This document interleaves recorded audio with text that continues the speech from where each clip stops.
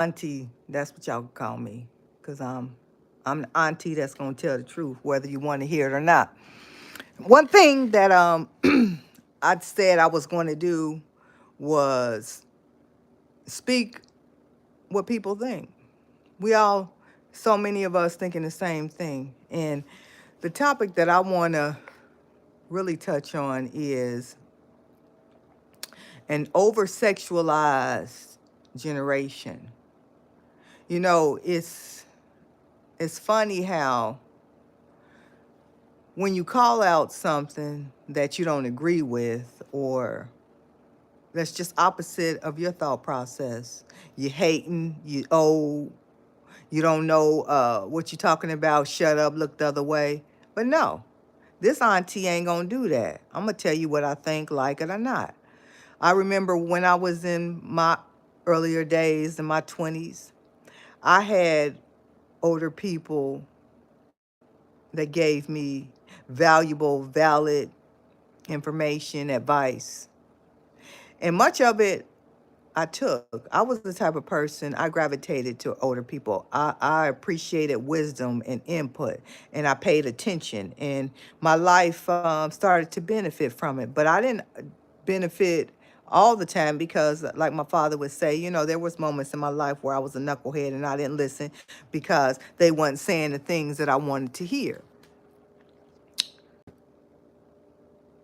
But all in all, good advice and wisdom you can benefit from.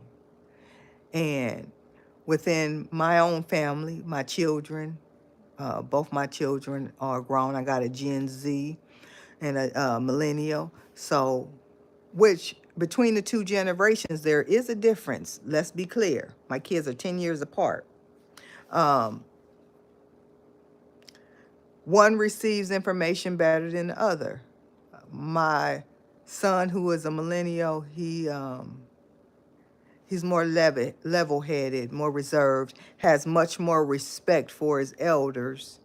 My daughter is a Gen Z. She's more emotional, more in tune by her terms, with her feelings, you know, on same level with you. Um, equal onus, you know what I mean? But what I've noticed with these younger generations is their comfort level with their bodies. And ain't nothing wrong. You're supposed to be comfortable with your body and all those things, but not to the comfortable where you make other people uncomfortable is the point. Um, you just can't be so comfortable with your body that you make others uncomfortable. And it's not about hating on somebody. It's not about being jealous or old, you know. It's about respect for other people and boundaries and limits. And you don't have to damn near be naked to be sexy. And contrary to popular belief, a lot of men are hit it. But the way some of you young ladies is running around, ain't no man gonna want to keep it. A man wants a very attractive woman, a respectable woman, no.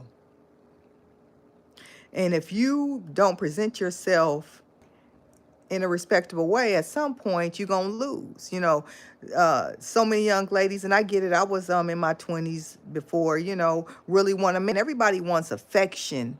You know, companionship. But many of you are approaching it just totally the wrong way. A man don't want a woman that is not viewed respectable. And a lot of times when you carry yourself in manners where your body is out, you know, you don't carry yourself as a woman that respects herself, he'll hit it, but he gonna quit it and leave it. And that's the point that I'm trying to get across. It ain't about hating. I got a daughter. I'm giving you information that I give her. I wish and want the best for her. But going out here not representing herself well, I know she ain't going to get nowhere. She going to get a wet ass and left behind. And I'm trying to share information that was given to me when I was growing up and information that I'm passing on to my daughter, because some of the behavior that I see now within these societies, it makes me wonder, where's your mothers? Um, do you have a bad relationship with her? Did she not teach you nothing? And this ain't no disrespect. I'm trying to understand, because where is the self-dignity and respect? You don't have to have it all hanging out to be beautiful, to be attractive, to get a man. I think the focus of what this life is all about is misdirected. Something a dear friend told me many years ago when I was in a relationship and I knew it was time to let it go, but was struggling to let it go, but knew I needed to. Says, focus on yourself. Focus on bettering you. And your life will be better if you have someone in it or not. See, we get so caught up and focused on what we don't have and what we want from someone else that we lose the big picture of understanding. When I focus on bettering me, for me, then not only is my life enhanced, but those that interact with me, their lives are enhanced as well. And then good things start to come to you. See, everybody want everything so quick and won't listen to nothing. Everybody got all the answers.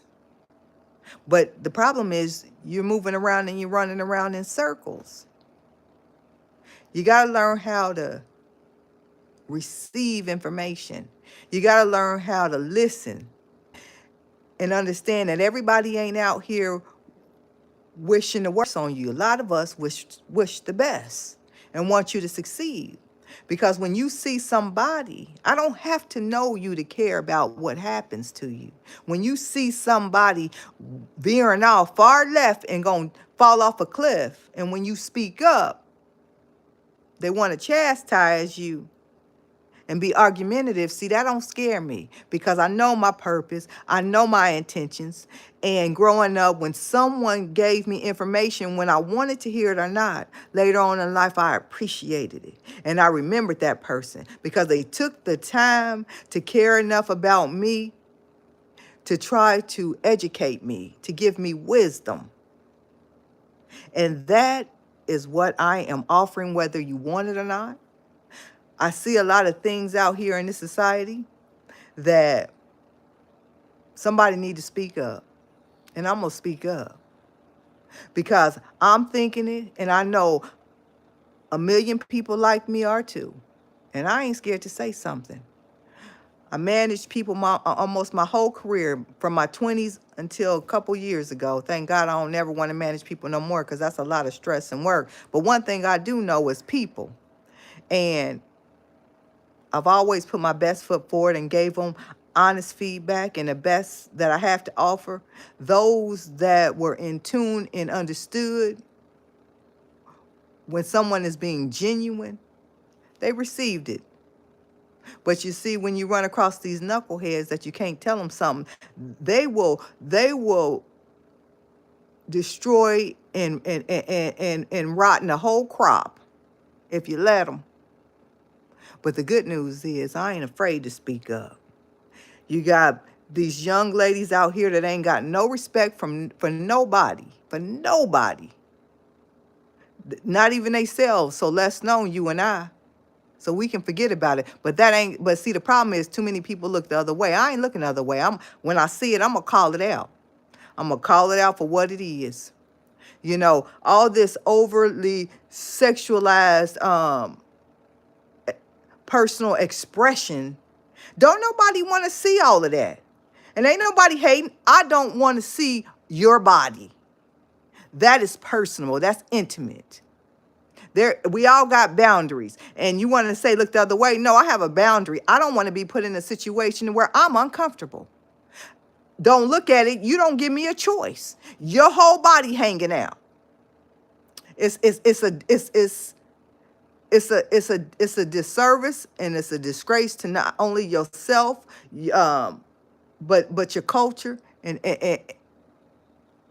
I feel it. We all feel it. It's so many of us. Amen. A Jackson. Don't nobody want to see that. You know. And they so confused on when somebody trying to help them that they taking true, genuine feedback that's sincere and say you hating. Now I'm trying to save you from a terrible reputation, because you're going to feel it later on in life. See, when people start to acquire things, when people start to mature, then that's when they start weeding out all the mess. And everybody don't want to be around individuals that have all that, because it's a lot to come with them. And then you find yourself, my father told me this years ago, God rest his soul, because I always liked to hang around older people when I was younger. He said, don't rush your life. Live it at the stage you're at, because when you live it too soon, you'll be young with nothing to do. That was one of the best pieces of advice he ever gave me, and that's very true. A lot of these young people are rushing their lives, rushing all this now. Don't want to listen to nothing and don't want to work for nothing. And not all of them. You got some brilliant, ones out there, but ultimately it's too many of them, and we see the impact of what this mentality and this behavior has turned our societies, and it ain't for the better. And I'm not going to sit here and normalize uncomfortable, tasteless behavior. I'm going to call it out, and I'm going to call it for what it is. If it's foul play, it's foul play, and I'm comfortable with saying it. I was looking on this internet, and a lot of millennials and Gen Z, they the majority ones out here. I'm a Gen X. I'll be 50 years old next year. It's not a lot of us that's out here giving wisdom, because when you see a lot of these young people that's acting this way, one of my first thoughts truly is, where is their parents and where are their mothers? And once you be here on YouTube, you can learn a lot, because everybody want to record everything. And I was watching these documentaries about some gangs in Chicago. Fast forward, and these younger people, they in their 20s now. A lot of them dead now, but they started in 2011, and it really gave me a true understanding about like all the crime that's going on out in these streets. These are very young people, and when I look up and I figure out and see who their parents are, it's a telltale story, because they have parents that they still trying to figure out who they are. They still looking for a man, or still hanging in the streets, have absolutely no time whatsoever for these kids. So you got a generation of people, young adults now, that wasn't properly nurtured, don't wasn't loved and given the attention that they needed to develop into productive individuals. So now they're underdeveloped, and they just running recluse, have no conscience, and doing any and everything. How can they respect you when they was never even taught to respect themselves? And that's the problem that we have here, and it's a serious epidemic, and it ain't gonna get no better. But I said, as an African American woman that have been blessed to work with a lot of minorities and give them opportunities to try to better their lives, which, you transition. I don't want to do it in corporate America anymore, but I still have a lot to offer. And at this stage, what I offer is advice. I ain't out here giving out jobs anymore, not at this stage, unless this platform blow up and I can reach out to communities. I should say, when this platform blow up. It's like, It's horrible for black women, and it's I'm very uncomfortable personally, honestly, when I see the level of disrespect that black women, first, before, regardless of other people, what we do to ourselves. It's like I will trick up and do anything for $1. um I start seeing mother and daughter duos that was doing drop it like it's hot, or booty shake, whatever you want to call that dance. I forget it. Um, and I just said, it ain't even about what people, other races think about us. It's what we think of ourselves, what we are putting out there in the world, and it ain't a good thing. It ain't a good thing. And what's more so disturbing is it's like it's encouraged. And these people are so blind to $1 that that's all they see. See, the further we get away from our history and the struggles of what our people really went through for us to exist in the capacity that we are currently in, the more dangerous that it becomes for our race. And now you got a race of people that are coming up that know, if they do know, they don't care nothing about our history. And they have no respect for those that have died for us to enjoy the things that we now have become accustomed to. And it's dangerous. It's dangerous. When I talk to the corner store, and that's the truth. Listen, I just ordered me a taser and some mace the other day. And it's a sad thing. Like I said, when I did that research about those young kids, because I was trying to really understand millennials and Gen Z, because they struggle. Gen Z is a generation. They have the highest rate of suicide. My daughter is a Gen Z and my son is a millennial, 10 years apart, which is a big difference between those two generations. And I started to understand. My daughter has had she's in college, but she's had emotional issues, like depression, like struggle with depression and all that. But I watched a movie on Netflix called I forget I forget the name of it, but it's about how these social media platforms set it up for for the algorithms to mess with the young people's minds. And a lot of these young kids, it's actually big lawsuits because a lot of kids committed suicide. And these platforms that invented these platforms, they knew about what the algorithms was doing to the young people's brain function, that they're not even fully developed. And they didn't do anything about it because it was all about the almighty dollar. When I remember the name of that movie on Netflix, I'll post it because it's a very good documentary and it really exposes these platforms. Like, we all addicted. Like, even with the phone, they put things in place for us to intentionally to become addicted to this stuff.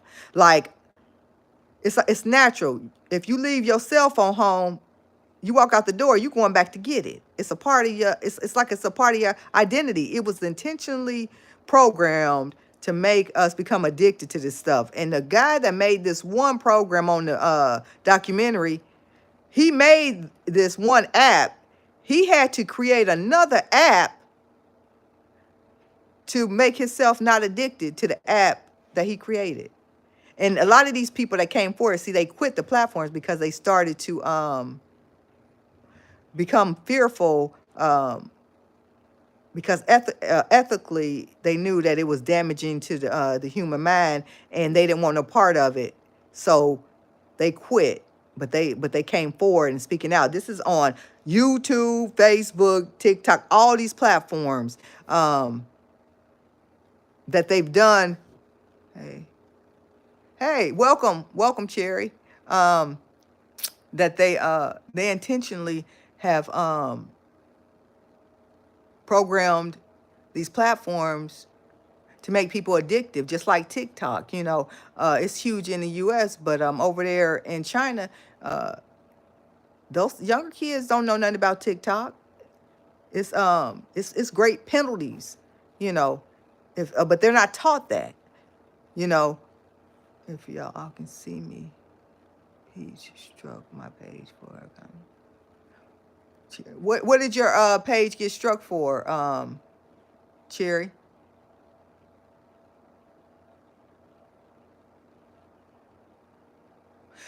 You got to be careful with that because I just found out about that girl. I think about a week ago. Like I said, that lottery frappe and laughs young lady um, um, is how I found out who Peach McIntyre was. She was complaining that she paid 140 or 170 some dollars for her to teach her something, and Peach never did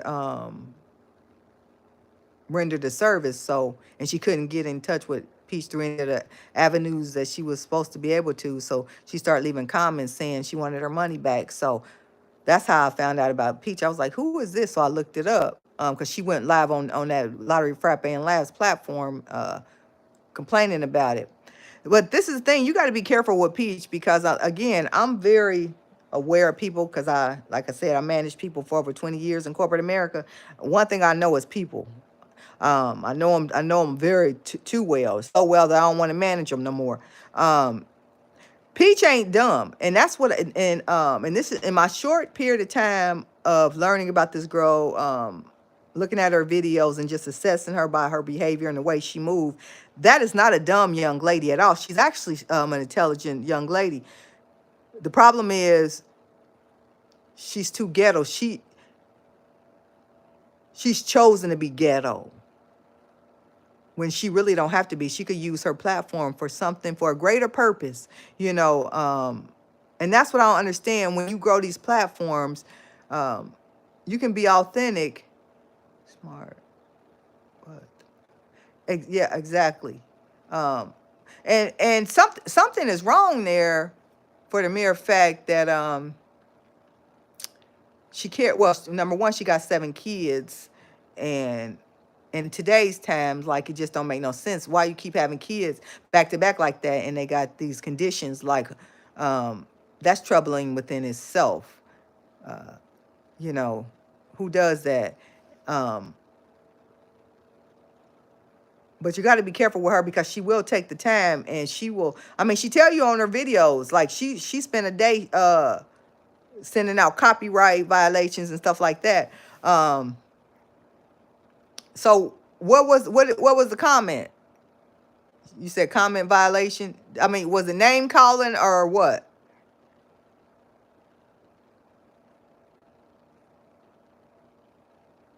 But see, the thing with these platforms, I think you have to you can't feed into these platforms because uh, Peach ain't the only one. Peach is not the only one. Yes, a curse word, but so a curse word as bad as her mouth is.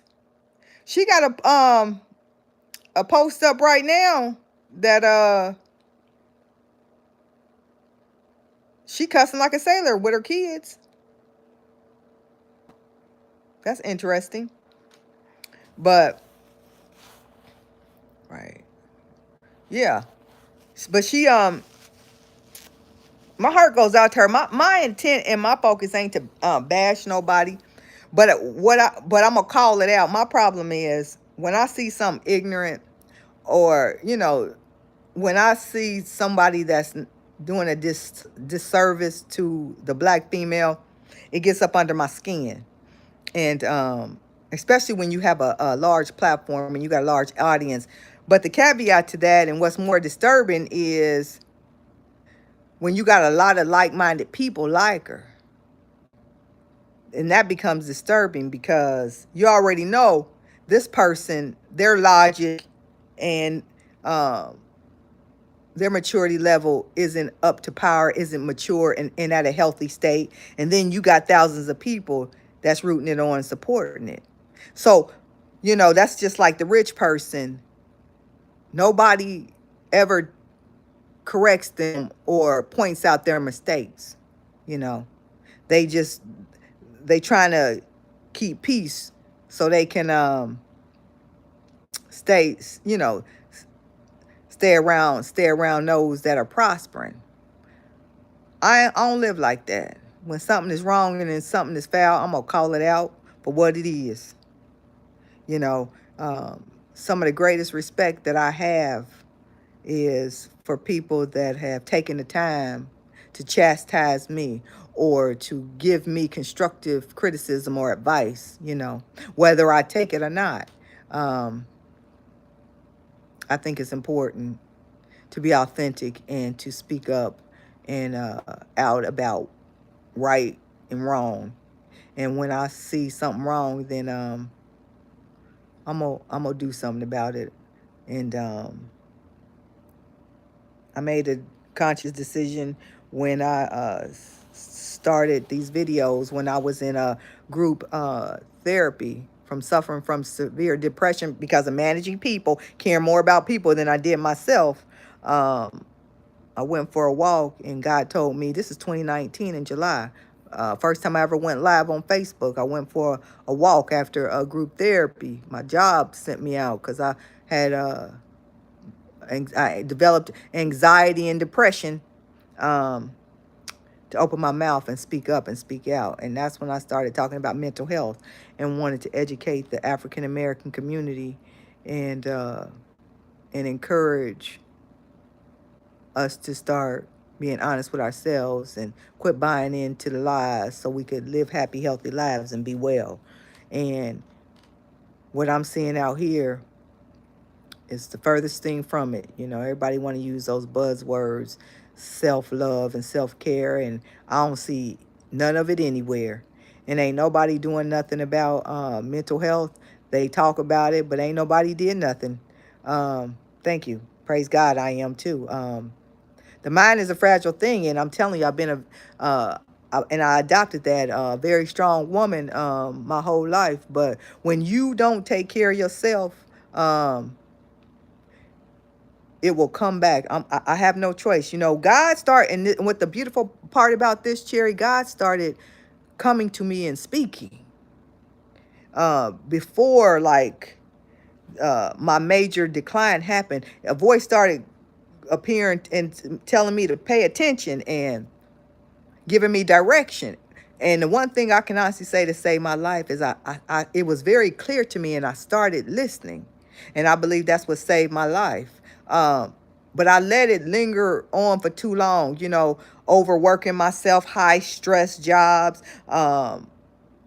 taking on other people's problems, being everything to everybody and not that to myself. And when it was time to help myself, I was already headed straight to the ground. Yes, he does. And I'm a living testament to that. And I went for a walk one day, never been on Facebook Live at all. July 2019. I went for a walk after group therapy, and God told me to turn it on and speak, open my mouth. And at that time, I absolutely knew no one that was talking about mental health. Not nobody looked like me. I didn't know nobody talking about it, period. But it was enough. I got a page on Facebook called Let's Get Real and Heal. I launched that page in 2019 and start speaking out about mental health, and the challenges that we face within the minority community, because the truth was I had to learn because, everybody want to get all sophisticated, but we all was raised the same way. We grew up with toughen up, shake it off, ain't nothing wrong with you. I don't know nobody that didn't have that mentality because all our parents came from the same generation. We was all brought up the same way. And I knew that it was a better way and that we had been taught wrong and that, your mind is a fragile thing because what happened to me, you could have never told me, you know, felt very nervous, just went through some things I wasn't accustomed to deal with because I had no prior knowledge or experience. But I was strong enough and smart enough to know that something was wrong and I needed some help. And then after starting to do that, like I said, God gave me the direction to open my mouth and speak. And I started speaking up, telling the truth, speaking out about mental health because your mind, is it's very fragile. And some things you just can't toughen up and shake off. you know. I was always known to be a very strong person, a strong woman, and I became very weak and I needed some help. And the good news is I wanted some help, so I went and got some. And let me tell you something else that I'm going to speak out about that is very important to me. Being the face of corporate America for 20 years, I started in corporate America uh, in my early 20s. I worked for General Motors for my first 10 years of my career. That whole a strong black woman? Absolutely not. Absolutely not. It's a setup, and I don't buy into it. I bought into it for 20 years. Almost my whole adulthood. Last couple years is when I gained the knowledge and wisdom to see clearly, to know, no, I don't buy into that. That strong black woman mentality is a setup. My body and my mind is no different than nobody else's. And I no longer will put myself in these high stress positions um, that impacts my life. Um, because see, they'll throw you out there front and center. And what really was my eye opener, I'm trying to turn the department around, trying to save people's jobs, to address people, discipline people, everything that come with leadership. And it was too much negativity and stress for too long. So when I start getting sick, I'm in group therapy, but my bosses and them on vacation. So see, my life and my family's life was impacted. But they still getting raises, but I'm the one taking all the blows and that stress. I don't do that no more. I know better than that. I know better than that. That's a shame. If you're, I don't know, is A Jackson still here? That's a shame. I hate that that happened to you. But the good news is they when people laugh, they're not. That's a level of ignorance, because that's people that don't know what that thing is, what mental health is. And I mean, we all grew up at different times. When I finally got help in my 20s, we all come from the same thing. I felt like I couldn't tell nobody. It was like a hush hush thing. So and that's sad, and my heart goes out to you. But the good news is still here. A Jackson, you did something about it. A lot of people are too ignorant. They don't even realize that they rob themselves of a happy, peaceful life. You know, um, I've learned through this journey, amen, me too. That's when God starts speaking up in my life. He had to remove all them people from me. And that's when my true healing began. And and in the beginning, it's hard. It's hard when you go through stuff alone. It's hard when you suffering in silence. But God showed me. I'm so much stronger now, thank the Lord. When ain't nobody else there, he there. And I know that because I lived that. I went through a stage in my life to where I always felt like I needed somebody around. Um, I live alone now. I mean, I live 8 hours away from everything I know and love. Um, but I'm at peace. I'm at peace. And we need peace. See, the reality is, I want us to, I want us to get well. I want us to get on the other side of this sickness. See, what black women don't understand, we was raised, our black culture, not just women, but I can speak to us because I am us. More of us need to be in therapy than not, because we was raised in an environment that comes with a lot of stuff. And then until you take the time to really start to listen from within. See, all my blessings came from within. I didn't need nobody to tell me nothing outwardly, because God was already speaking it. It was just a matter of, when was I ready to listen? I have had discernments since I can remember. And I remember when I worked at General Motors, I had a couple females that I worked with, and they always would ask me, how do you know people so well? How do you know that about that person or can see that and you don't even know them? Because God blesses us all with different things, you know. Um, you could feel like I think the intuition is I think every woman has that form of feeling, but I know I was blessed with the ability to see. I could see through you. But when you don't use that and when you're not in alignment with what God has for you, see it, those blessings starts to dull out. And I recognize that too, and it scared me. So I started dropping to my knees and praying. Because see, I ain't too good, I ain't too sophisticated to call on God when I need him. Let me tell you something else about who I am so you'll understand. And that's why I said I gotta start speaking out and honoring my commitment to God. March 11th, 2020. Um, I was I'm from Ohio originally, born and raised. I live in New Jersey. I'm on the East Coast now. Been here over 6 years. I had booked to fly my sister. I got four older sisters. One was turning 50 at that time in 2020, and I ended up having to cancel it because I had a sore throat and I wasn't feeling well. March 11, 2020 was my last day of work because I wasn't feeling well. I'm the first person that I know to have caught COVID. I don't know anybody before me that had COVID. I almost died from COVID in March of 2020.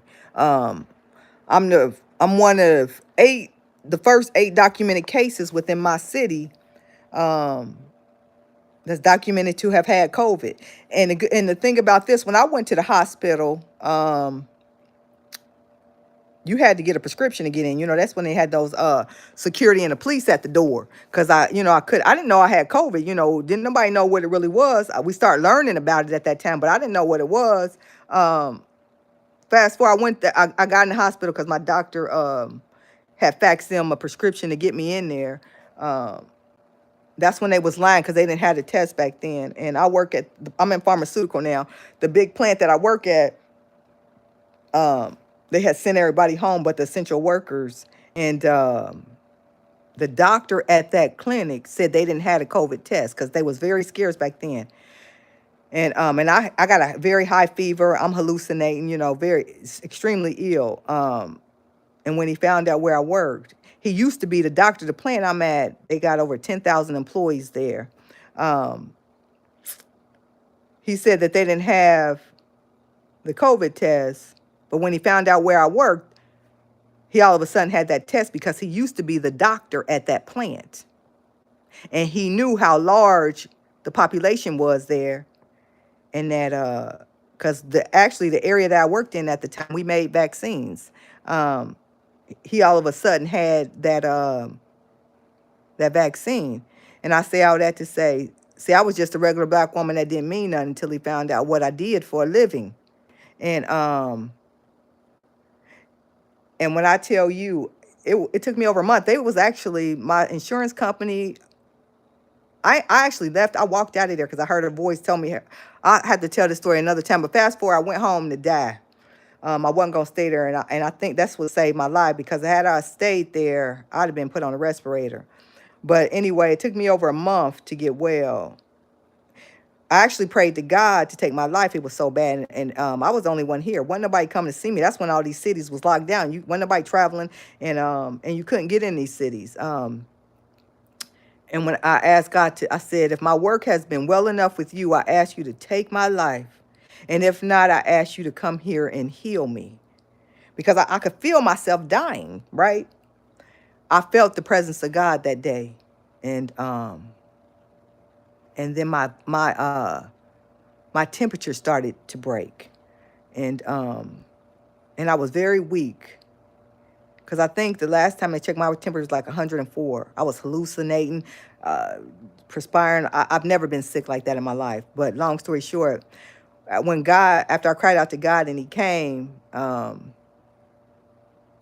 day or two later, I'm weak as ever. I mean, I ain't never been so weak in my life. He told me to get up and speak.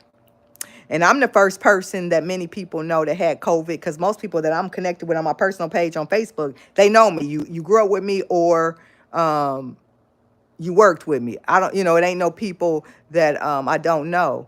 And a lot of people start reaching out to me, thanking me after that, because people back then, people didn't even believe in COVID. They thought, they was government was doing too much and they was lying. And they thanked me because some of them said, I helped save their life. I had calls, people was calling after they caught COVID, and start getting the courage to speak up. Because when I spoke up about courage, they was treating it like AIDS, like when nobody, speaking up about no COVID. If they did have it, you know what?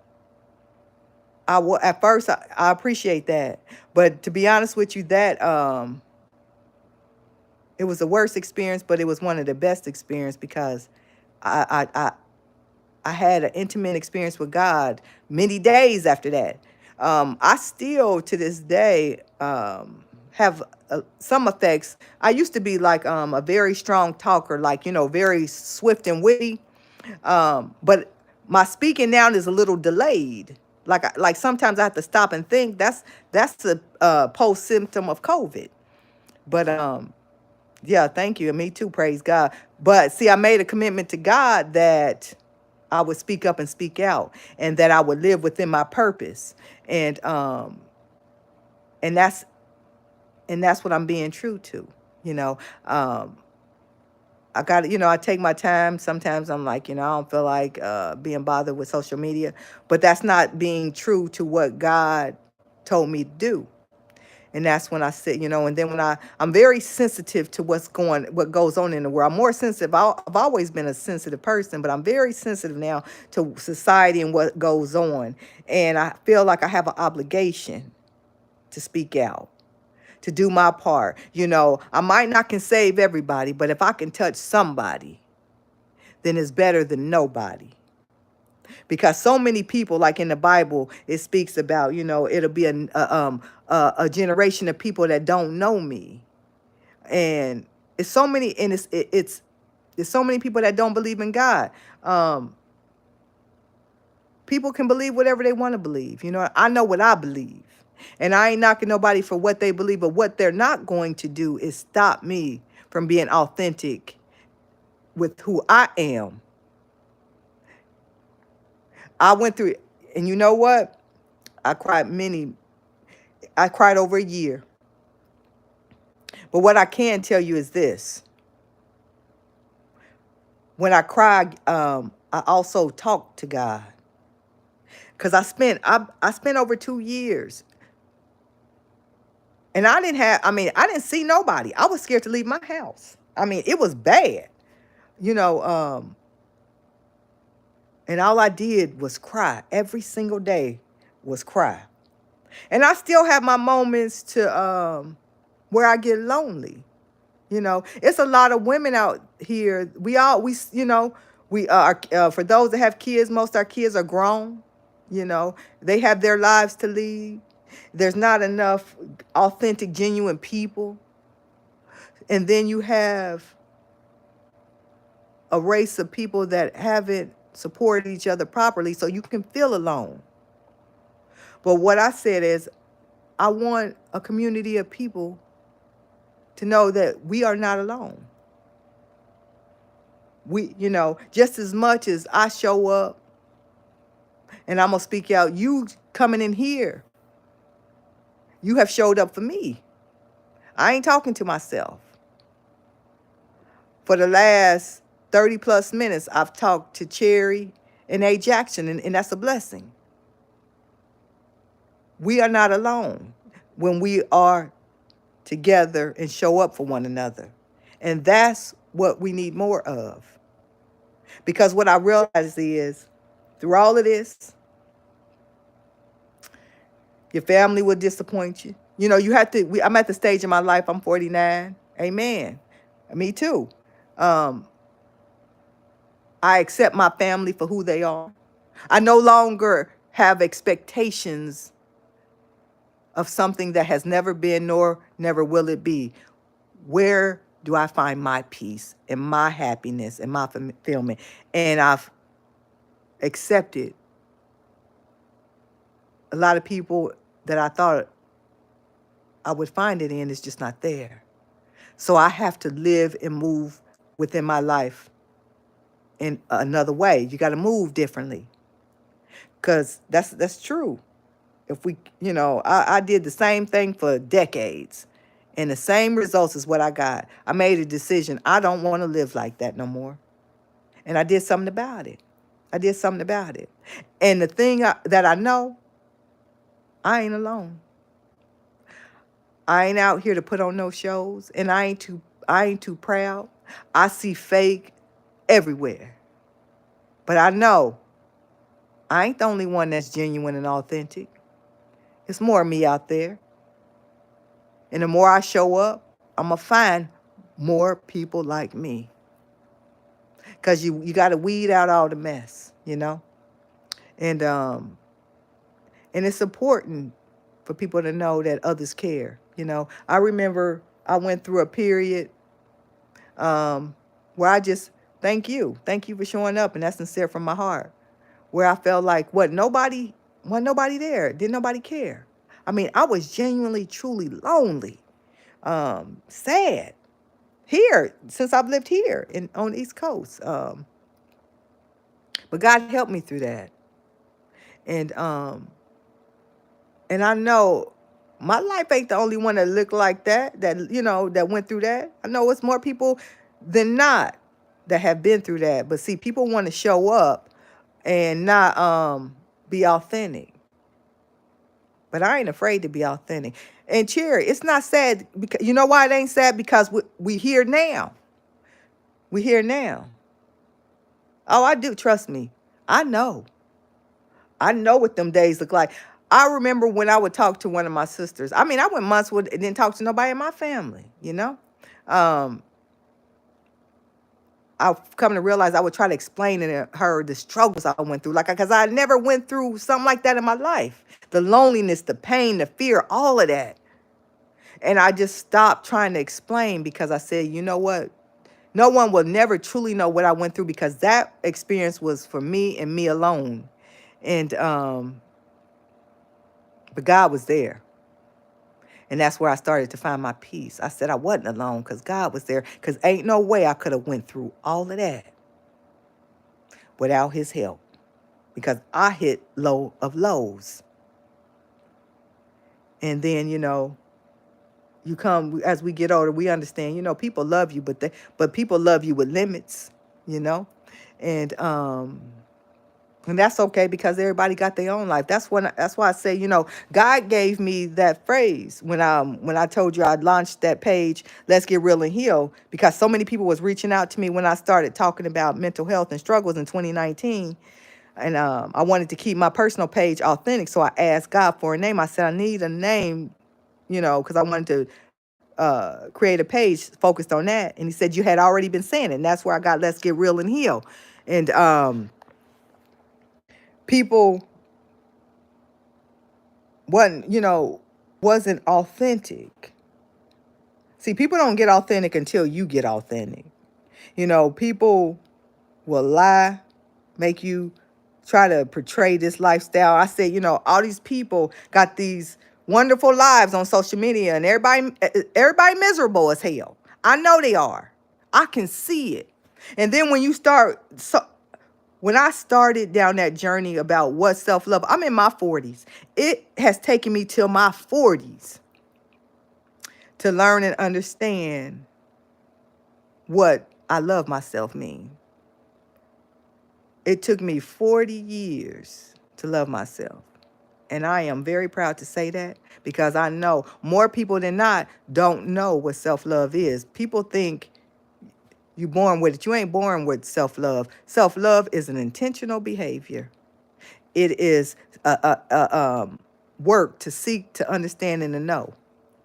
People, first thing out their mouth, oh, I love myself. I love myself. But everything in your life says you don't. Raggedy relationships, don't honor thyself. When you got to go through that journey to see what self-love looked like. And when I looked around, I really couldn't say that I knew anybody that truly, truly love themselves. You might look good on the outside and you're taking care of yourself. You got a nice home and car and all that stuff, but you got a regular relationship, or your family relationship is terrible, and you living in and you stewing in that toxicity. See, self-love, it doesn't tolerate that. It doesn't celebrate that. It doesn't deal with it. Um, so I said, I'm gonna just keep speaking up and speaking out, because I know what is true, and I know what I see. And they talk about this mental health thing, but ain't nobody doing nothing about it. And that's just the truth. Everybody using them pretty words, but I'm gonna be honest, self-love, to get to self-love, ain't pretty, it's ugly. You got to go through the ugly to get to the pretty. It's a lot of honesty with yourself. It's a lot of no longer lying to oneself or others. You know, it's it's to bring out that pain and address it.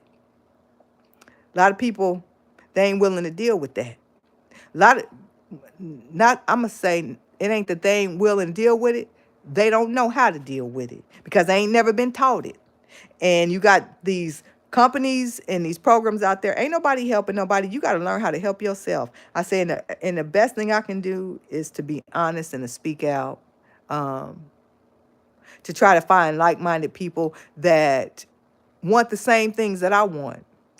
Amen. You got to get real with yourself. You got to get real with yourself before you can get real with anybody else. It start with you. And I remember I looked in the mirror one day and I said, I am sick of you. And I meant it. I meant it. I was tired of just the life I had lived. And it wasn't, I haven't, I've always worked, always been in a relationship, you know, those type of relationships that I should have let go from the dough. It's all red flags first month, but stayed in it 10 years, and I said, when I was a kid and I saw things, what I wasn't going to do when I got older. And then I looked 20 years down the line, and here I am still doing that. And I said, time don't wait on nobody. They ain't playing with nobody. I know the life I want. I want an authentic, happy, healthy life, and this ain't it. Amen. A. Jackson, we all done did it. More people than not is like us. And that I know. You just got these people running around here lying. You got people running around here lying. And I said, the best thing that I can do is to honor myself, and to honor the God that I serve is to speak up and speak out and be authentic. And God will bring those that I'm supposed to come in contact with, they will surface, Um, you, amen. You can't heal what you hiding. And that's true. I believe that nothing is by accident. I didn't find y'all tonight, and y'all didn't find me by accident. I believe everything is with purpose. Um, and I'm just aware. I'm aware and I care. I know that there's a lot of black women that need to heal. I did a video several years ago about black women because I was looking for black women that I wanted to interact positively with black women. And so I did a video about it. And it had like 12,000 something views, like off the bat, because a lot of people could identify that. Um, we still got a long way to go, but what I do know is I can't get there if I don't show up and speak up. And I don't know what the future look like, but what I do know, it's gonna look better than it did yesterday. And I'm looking forward to growing with some women that just need genuine, authentic support and love like I do. And it's more people like me than it is not. And and that's the goal. Find people that are like you in the aspect of they value genuine relationships. They value respect. They want to heal, you know. They want an authentic life. And only way you can get there is you got to start showing up and speaking up, right? So um, it's a lot of young women out here, and they ain't going in the direction I'm going. And I don't see enough of women my age or like-minded that's speaking up and speaking out. So when you can't find it, you become it, right? Become what you need. So that's my goal and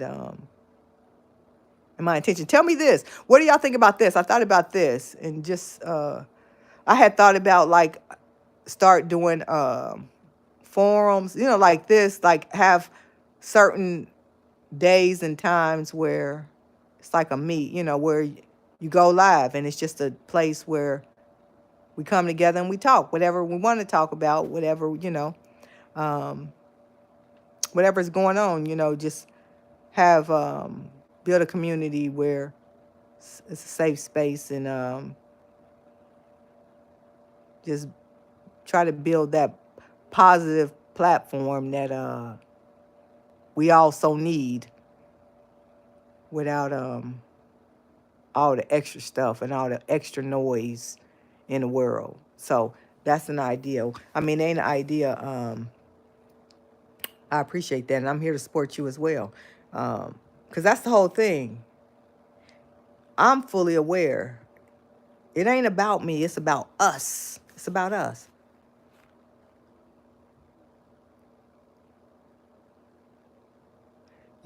Again, a non-judgmental. It's got to be a new thing because we all have a need that obviously we ain't found. I wouldn't be showing up if I had all I needed. You know, you have to become what the need is, and I don't see enough of it. Yeah, I remember you had mentioned your hometown. You know what? I left my hometown over 13 years ago. Sometimes you just got to learn how to leave stuff behind and let it go. You got a lot of healing that needs to take place for whatever that pain is, that burden that you carry from your hometown. And I pray to God that he gives you what you need to heal that. Um, because we carry a lot of stuff with us, uh, from years, months, places, people. It's a lot of stuff to unpack when you on that healing journey, and it takes a lot of work. It takes a lot of work. And what I've grown to understand is if you can't find that peace where you identify, then you have to make that peace with where you at. Like I said, like my family, like I quit looking for what was not there. And once I quit looking and I started accepting, then that's when my healing began. And I believe that healing is a forever evolving thing. I think I'll be on my healing journey until the day I die because I was born into this. But I think every day, but the healing journey evolves, you know, um, and I'm looking forward to it plateauing to its most highest, authentic, enjoyable, positive state. So that's what I wish for y'all, to to be on that path of true, authentic healing, and where your days, more days are enjoyable than not, because that's what's important, and um, and that's what's needed and deserved to have a authentic, healthy life. So I um I pray that if you're not started on that journey, that you get there um, sooner than later, because life is precious, and you want to value. I've learned to start to value, every day. I try to value every day because I've been on this earth long enough to know you never know what can happen, because much has happened in life in general. Like the pandemic, I didn't even know what a pandemic was until it hit. After we was in it, you know, wasn't familiar with none of that. So I'm very sensitive to my life, my time, and my intentions, because it's precious. And you do want to leave the world better than you found it. Um, I feel good when I help others. I feel good when I know I've made a difference. And this is the way in which I choose to show up in the latter part of my life. See how I can help others as I continue to help myself. And I think that can be beneficial if we all had the same intentions. So I'm a I'm gonna definitely go live more often. I typically don't go live, but I need to if I'm gonna grow this platform, because that's a part of it, and um, and it's helpful. I like interacting with people, so uh, in this capacity, I don't like telling nobody what to do no more. That's a job I don't wish on nobody, but I did it. I'm done, and I'm grateful that I had the ability to do it for the time that I did it, but I appreciate you ladies for showing up. Look out for more of my lives, and if nothing else, definitely when I post something or whatever, drop me a line. I appreciate y'all being here. I definitely will remember your names. Um, so thank you. Um, let's continue getting real and heal together. That's my hashtag. I actually filed for that a while back. I'm waiting for it to be finalized. Let's get real and heal. God gave me that in 2019, and that's a real thing. That's life. Let's get real and heal. We deserve it. God's blessings. I'll see y'all next time. Have a good night.